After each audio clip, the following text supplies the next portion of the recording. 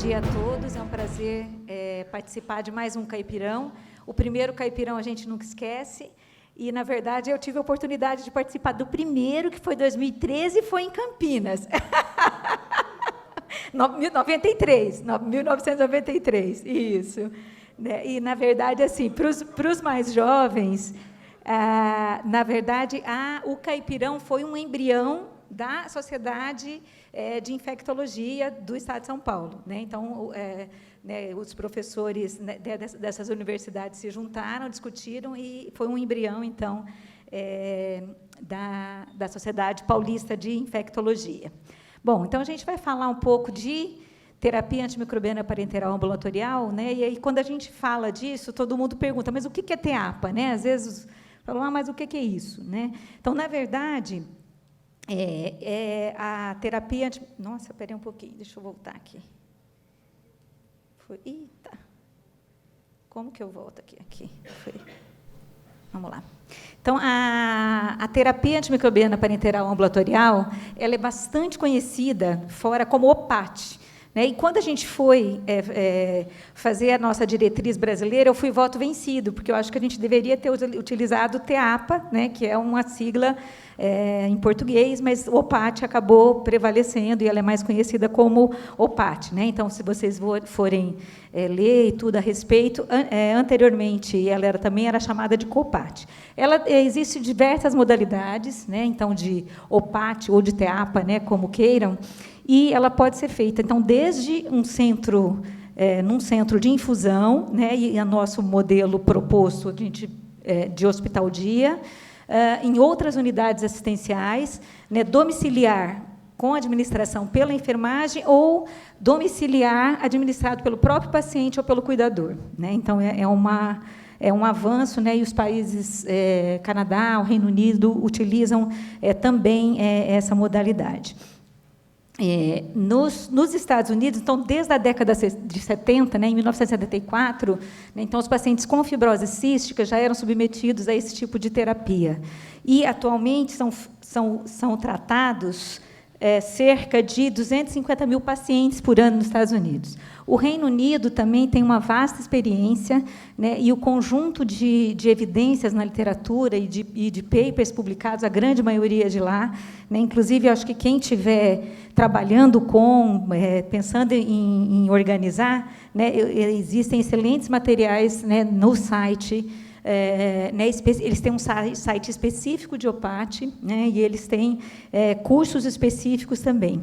Então, eles têm uma grande produção de conhecimento nessa área. E eles também produziram grandes ferramentas, nas quais a gente se baseia, e se baseou para poder organizar a diretriz brasileira e para organizar o nosso projeto, que a gente vai mostrar alguns resultados para vocês. Então, a gente tem esse objetivo. Então, aqui, eu estou apanhando aqui, mas vamos lá. Então, aqui o serviço que tem maior produtividade em termos de OPAT, que é de Sheffield, no Reino Unido. Eles têm, então, aqui você vê o crescimento do número de pacientes, de episódios de OPAT, pacientes que foram atendidos nesse esquema, e o número de leitos salvos. Então, essa é uma grande alternativa para o problema atual que a gente vive de falta de leitos. Então, você consegue otimizar leitos hospitalares. Nessa casuística do Reino Unido também, a gente observa que houve um aumento aí ao longo dos anos e um grande número de infecções aí de pele, tecido celular subcutâneo, mas que, mais recentemente, outros tipos de infecção também vêm sendo tratados aí por essa modalidade. Então, aqui a gente observa, então, nessa casuística, uma casuística grande, de 3.812 episódios, eles têm uma vasta experiência. Então, pele e partes moles, aqui 57%, infecções urogenitais, infecções de sistema nervoso central. O antimicrobiano mais utilizado foi o ceftriaxone, em 65% dos casos, pela comodidade, mas aqui a gente levanta uma questão que é a questão de stewardship, né? A gente precisa ter um pouco de cuidado, né? Essa semana eu falei com o Christian está trabalhando com o OPAT no Reino Unido, e aí ele falou, Mariângela, o pessoal usa muito Rocefin, né? Então isso acaba sendo um problema, né, em relação à racionalização do antimicrobiano. Além disso, a grande maioria aqui por veia periférica mesmo, né? Ou então 25% com PIC, né, que é uma experiência aí interessante que a gente precisa utilizar mais, né? Bom, em relação aos desfechos, esses casos melhoraram em grande parte, né, e apenas 7% foram readmitidos, né? Então é uma experiência bem interessante. Eu trouxe um outro estudo americano, que é um estudo que foi feito, na verdade, foram enviados formulários para infectologistas para avaliar qual que era a prática de OPAT deles nos Estados Unidos. E, então, 360 infectologistas, né, sendo que a grande maioria cuidavam de adultos, né, 79%. Né, então, eles tinham OPAT, inclusive, lá em zona... aliás, trabalhavam, esses infectologistas trabalhavam em zona rural, parte em hospital universitário, comunidade, clínicas privadas, né? E aí foi perguntado a respeito da prática, né, de OPAT, né? Então, a prática privada, né, ocorria, né, tanto... eles tinham prática privada tanto com pacientes internados, né, como pacientes ambulatoriais, tá? E que, nesse mesmo inquérito feito com os infectologistas, foram perguntadas as infecções que mais frequentemente eles tratavam, né? Então, aqui, osteomielite, né, infecções e próteses, endocardite, infecção de peles e partes moles, né, e intraabdominal, né? Então, aí, mostrando esse perfil das infecções passíveis, né, de serem tratadas nesse regime, modalidade, né?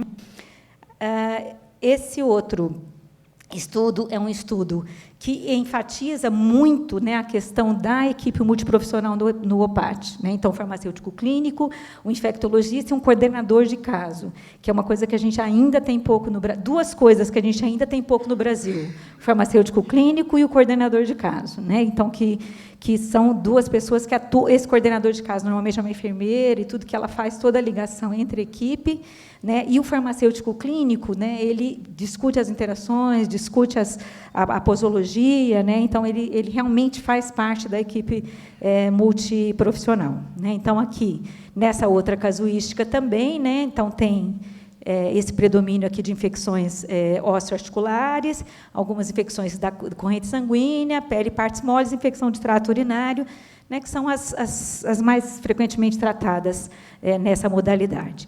Então, e a segurança, né? Então, aqui,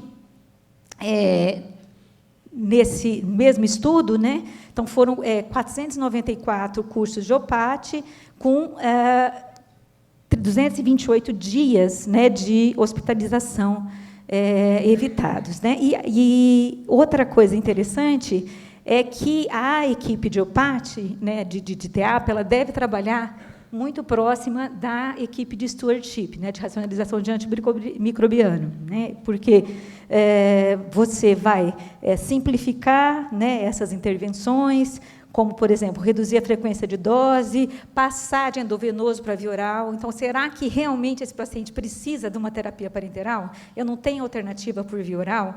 Né? Então, assim, evitar esse tipo de situação. Então, ele mostra bem, né, esse panorama geral aí nos Estados Unidos também. Bom, então, o que precisa para ter um bom serviço de TEAPA? Você precisa de um grupo multiprofissional, você precisa de uma estrutura, né, desse serviço, né, um protocolo assistencial, o manejo de dispensação do antimicrobiano, né, a monitorização do paciente, e você também precisa monitorar indicadores, quer dizer, você precisa avaliar o desfecho clínico e avaliar e ter um grupo, né, que faça a gestão desses casos. Então, essas são as boas práticas recomendadas. E garantir a segurança do processo. Tá? Então, se essa infecção está sendo adequadamente tratada. A questão do acesso venoso é uma questão muito relevante, né? A reação e intolerância aos fármacos administrados, né? Em 2018, a Sociedade Americana de Infectologia ela atualizou, né, as recomendações, né, relativas ao TEAPA, né? Então, é um documento que está muito bom, é uma diretriz que segue o modelo de uma diretriz, né? Então, ele responde às perguntas, né, que quem vai tomar a decisão precisa saber, né? Então, eu recomendo a leitura desse documento. Eu não vou passar, né, mas assim, é um documento que a gente tem que ter na beira para consulta, né? Aqui é a diretriz brasileira, né? Então, a professora Ana Lúcia Munhoz coordenou, eu tive a oportunidade de participar.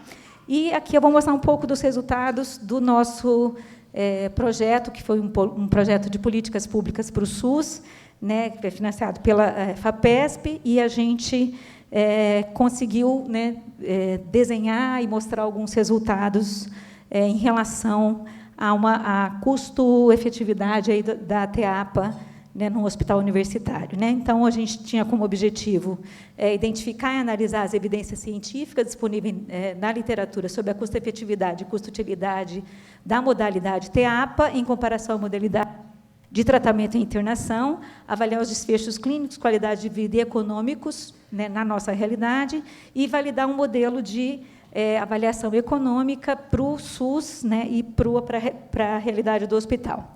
Então, foram desenvolvidos 3 estudos, na verdade, um estudo de prevalência de ponto para avaliar os grupos de pacientes que seriam candidatos a esse tipo de terapia, uma revisão sistemática e a avaliação econômica de custo-utilidade. A gente contou com a parceria do professor Everton Nunes, que é economista, né, na área de saúde da UNB, né, para condução desse projeto, né, e da avaliação dos resultados. E esses resultados foram a tese de doutorado da enfermeira Eliane Molina Psaltikides. Psaltikides dá nó na língua para falar. Agora eu aprendi o Psaltikides.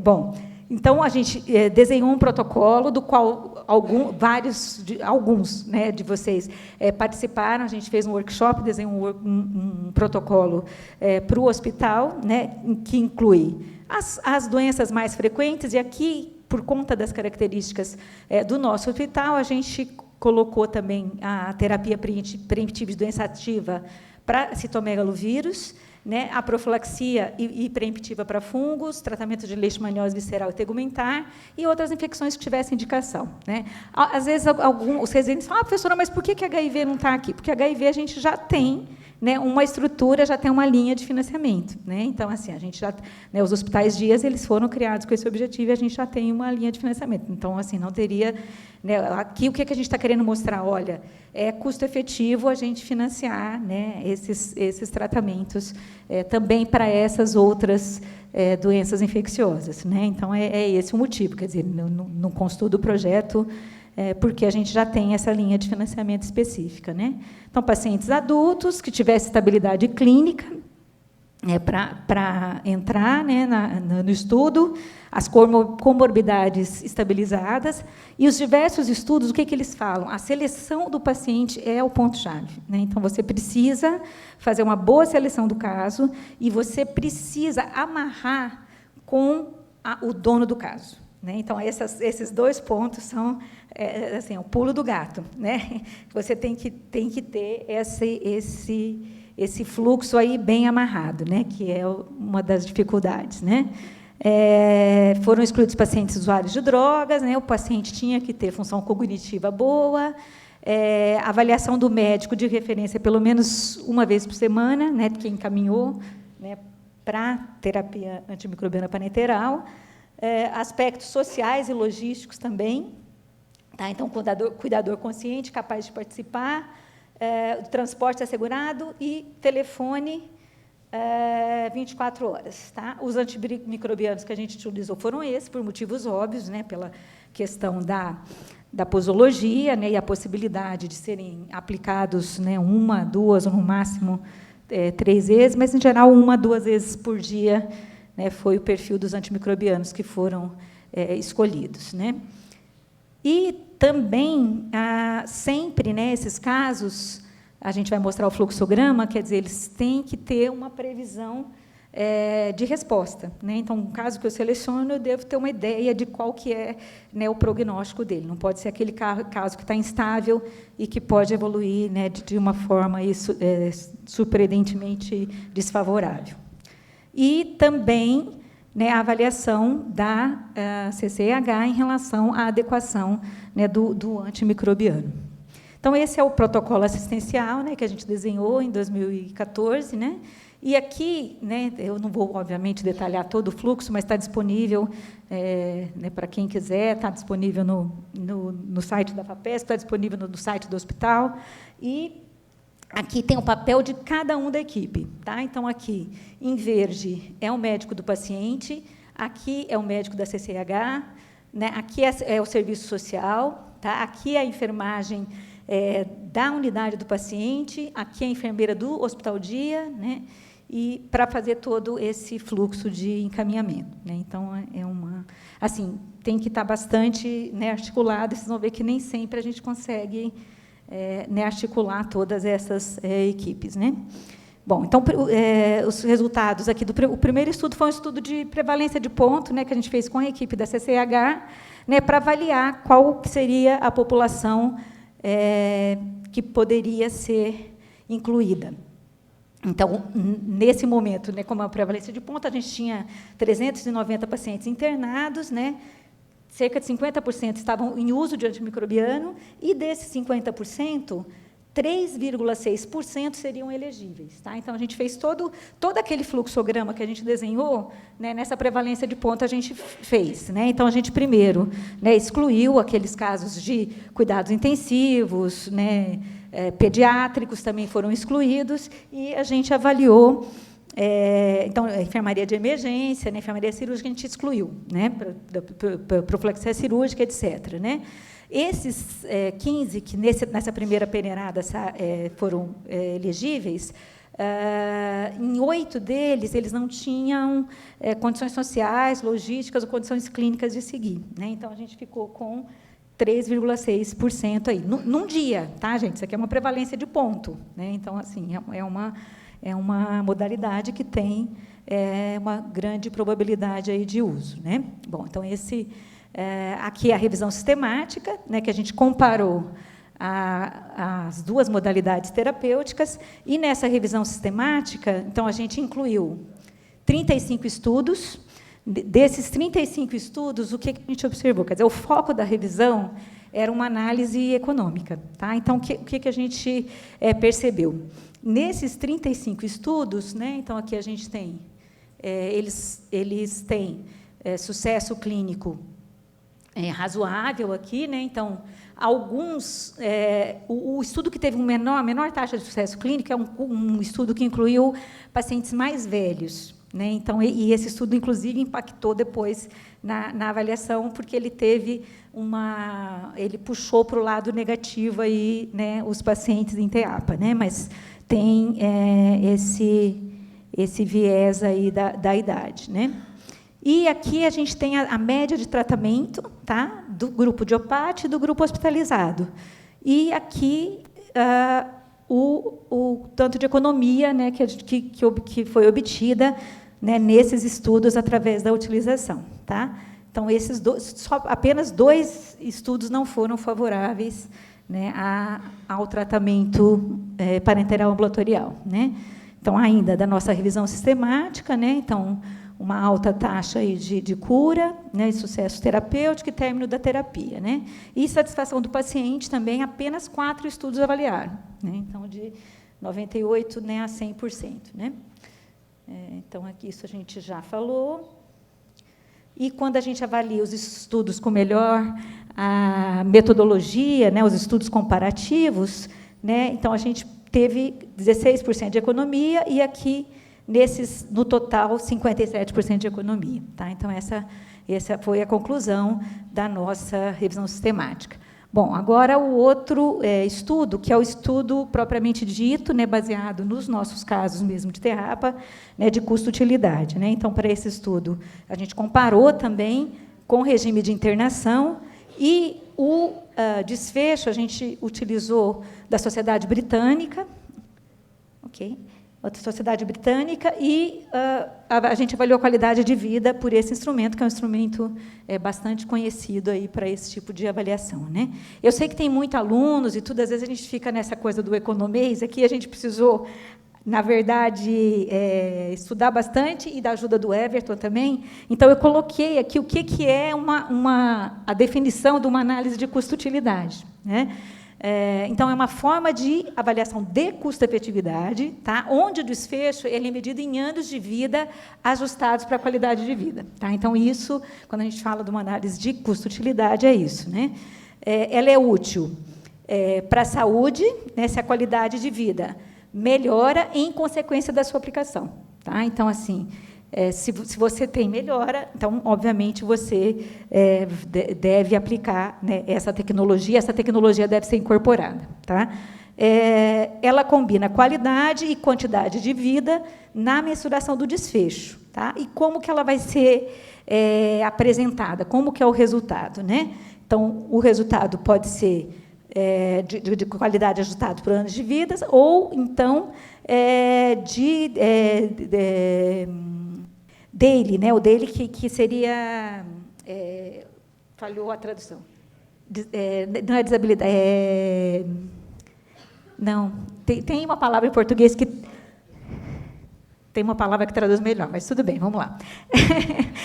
Então, ela pode ser medida, né? Então, essas são as medidas, né, que você faz. Então, esse aqui é o nosso estudo mesmo. Então, a gente se baseou para o modelo econômico na nossa casuística, foram incluídos 40 casos, né? Aqui, por que o transporte? O transporte porque vai ser, né, uma coisa que deve ser medida aí também. Só 21% usou o transporte do SUS, né? Então, a maioria usou o transporte próprio. Dias de internação evitados, então, foi 1.112 dias de TEAPA, né? E 8 especialidades médicas encaminharam, sendo que a infectologia encaminhou 50% dos casos. Né? Aqui a gente teve um número grande de neurosífilis, né? Que foi aquela época que a gente estava sem a penicilina cristalina. Então, a gente teve um número que, bom, foi exatamente na época que a gente não estava sem a penicilina cristalina. Né? Então, infecção de trato urinário, né, osteomielite, micobactéria não tuberculose, infecções de partes moles. A gente teve um caso de endocardite, que a gente terminou o tratamento. A gente teve um caso de sinusite fúngica. Né? Então, a gente...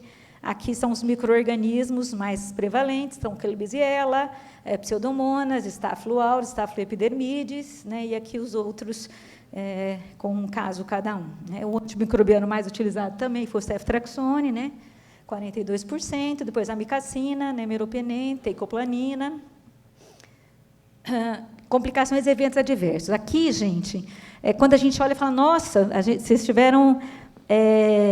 né, um número significativo de eventos adversos, né, se você for somar aqui tudo, dá em torno de 50%. Só que isso foi monitorado prospectivamente. Tá? Então, quem conhece a Eliane Molina sabe que ela é daquelas nurse mesmo. Né? Então, assim, ela ia lá, ela ia no hospital dia, ela checava, ela via durante o período de estudo. Né? Então, é diferente quando você compara com outros estudos em que a avaliação do evento adverso foi feita de forma indireta. Né? Então, mas, assim, o que a gente observa? A maioria dos eventos adversos eram leves, tá? De grau 1. Né? Então, isso... e evento adverso, né? Então, também, mais para os alunos, também é qualquer coisa que aconteceu ali durante o momento que esse doente estava nesse tipo de terapia. Tá? Então, aqui só um resumão daquilo lá, né? A gente já falou. Tá? E aí, os cálculos do QALY, né? Então, a gente tem uma escala que usa vários domínios, né? E aí a Eliane fazia a entrevista, ou os bolsistas, né, do projeto faziam a entrevista inicial e final, ao término do tratamento, e a gente achou interessante também comparar os casos de curta duração, tá? Que são definidos até 14 dias, com os casos de maior duração. Né? E aqui a gente teve, né, esse resultado em termos de QALY. Tá? Bom, quando a gente monta a árvore de decisão, né, então a gente é um modelo, né, matemático e tudo, tem um software específico para fazer. Então, você vai montar essa árvore de decisão comparando os pacientes ambulatoriais com os pacientes internados, né, aqueles com desfecho favorável, aquele com desfecho desfavorável, e você vai calcular, então, qual que foi, né, o gasto, né, de todos esses desfechos. Tá? Então, aí a gente é meio que um trabalho de presidiário. Né? Então, assim, foi feito todo o microcusteio, né?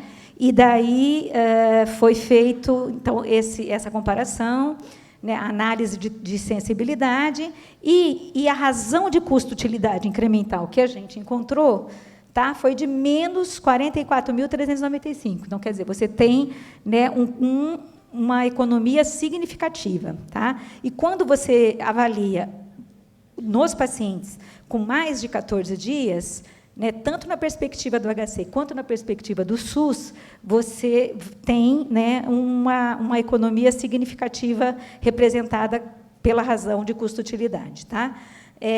Os tratamentos até 14 dias, pode ser que eles não sejam custo-efetivos, mas aí a gente precisaria de outros estudos para analisar. Tá?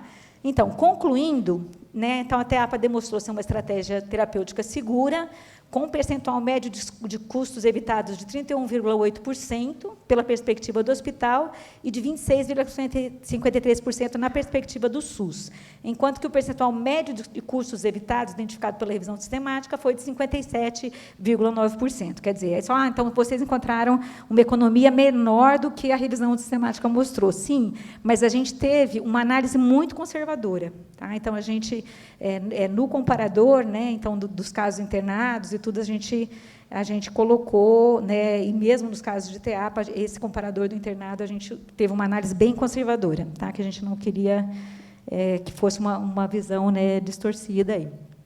Nos casos assistidos em TEAPA, então, houve 1.112 dias de hospitalização evitados e com percepção da melhora na qualidade de vida pelos pacientes ao término do tratamento. Tá? Aqui são a razão de custo-utilidade incremental, que eu já tinha mostrado para vocês, né? E, na verdade, o que a gente aprendeu, né, com esse estudo e com esse desafio de implementar? É que você tem uma vantagem econômica em utilizar esse modelo, só que a gente precisa vender essa ideia para que haja um financiamento específico. Né? Então, isso é uma modalidade que deveria ser incorporada, né? Só que ela precisa de um financiamento específico. E quando você vai discutir com o gestor, ele fala assim, mas, né, quem que vai financiar um antimicrobiano? Né? Como é que eu vou fazer? Então, o ideal é que você garanta, de alguma forma, né, um financiamento específico para esse tipo de modalidade. Né? E aqui, o maio, né, então, quanto mais cedo os pacientes puderem ser removidos da influência deprimente da vida hospitalar, mais rápido será a sua convalescência. Né? Então, isso acho que deve ser uma meta para a gente que cuida aí de pacientes. Tá? Obrigada.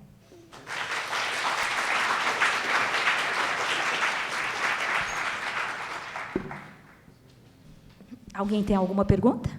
Nós gostaríamos de agradecer a excelente palestra da professora Mariângela e como ela foi estritamente dentro do horário. Hoje eu estou gritando, quem é Alexandre? É a primeira vez que eu faço um evento que nós estamos com tempo sobrando. Então, nós vamos abrir 10 minutos para perguntas relativas ao tema exposto.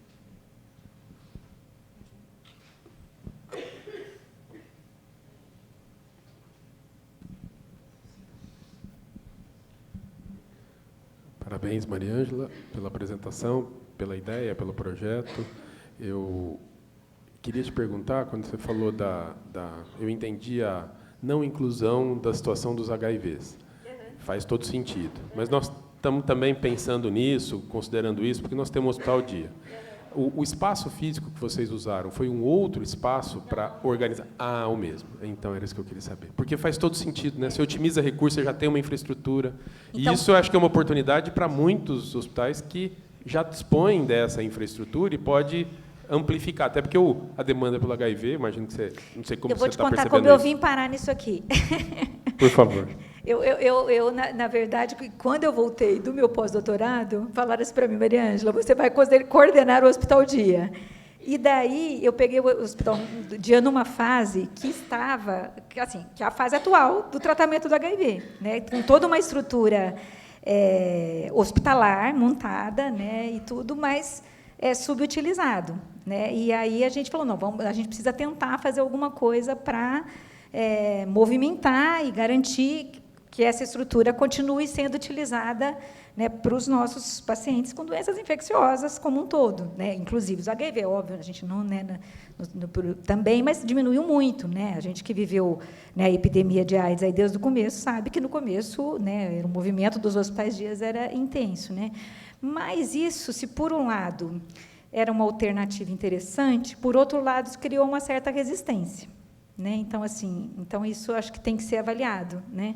Porque, para não ficar essa coisa, olha, não, isso é nosso, estão invadindo o espaço, né? Então, assim, eu acho que tem que ser pesado, né? A forma mais adequada. Um outro grande limitante no nosso hospital é que o hospital dia não abre no final de semana, tá? Então, isso foi uma fraqueza do nosso estudo e foi um problema, inclusive, operacional, e ainda é um problema operacional, porque, aos finais de semana, o paciente ou é internado, ou ele vai num pronto atendimento, né? A gente tem que agilizar uma alternativa. E, às vezes, né, o residente fala, puxa, eu vou dar alta, vou ter que internar de novo na sexta-feira, então isso cria um problema logístico, né? Mas eu acho que, assim, acho que a gente tem que trabalhar nessa lógica de hospital-dia, de centro de infusão, de uma forma mais abrangente, né? Eu acho que precisa ser trabalhado de uma forma mais abrangente. Maria Ângela, eu ia fazer uma pergunta, uma delas você já até respondeu, que era o final de semana. Como é que vocês faziam no final de semana? Uma outra questão logística, eu imagino que lá, assim, a realidade, imagino como a gente vive aqui, que recebe muito paciente que não é de Campinas, pacientes que vêm da região. E, assim, o paciente que, por exemplo, vai tomar o antibiótico que é de 12 em 12, vocês tiveram um problema em relação à questão do paciente ter que se deslocar diariamente, o fato dele ter que tomar de 12 em 12? Olha, na verdade, a gente fazia essa avaliação antes, tá? Durante a época do projeto, tudo funcionou bem redondinho, porque a gente estava ali, né, monitorando e tudo. Então, assim, a gente tentava garantir ainda na internação essa avaliação da viabilidade do transporte, que era a avaliação do serviço social. Então, numa das etapas ali, ele, né, tinha essa passagem pelo serviço social para avaliar, né, essas condições.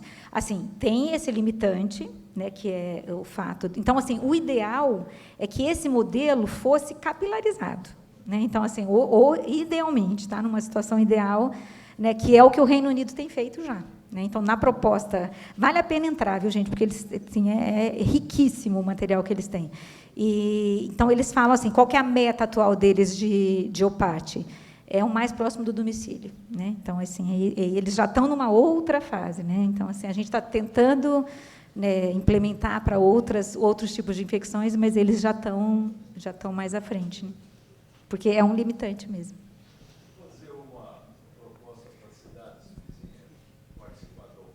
Sim, então, a nossa ideia, inclusive, era tentar, ainda a gente, não, alguns a gente encaminhou, alguns faziam, né? Só que, assim, fica uma coisa muito amadora, né? Fica assim, né? Então vai o residente que está lá que liga, ou, né, o médico que está lá que liga, quer dizer, então, assim, teria que ter alguma coisa um pouco mais amarrada do ponto de vista regional. Mas, assim, a gente fez, e em alguns casos a gente se surpreendeu, né? Porque a gente ligava e o pessoal falava, não, né, pode fazer, pode mandar, tem como a gente receber. Né? Em outros não, mas, enfim, assim, né, se você tem uma equipe, né, que está gerenciando, isso é importante também, né? Então, né, esse modelo de ter o coordenador do caso, tudo, alguém que é o dono mesmo para poder saber o que acontece, é fundamental, né? Acho que com certeza, com certeza, não, tem que ter um coordenador, né, do caso mesmo, então mas é isso. Obrigada.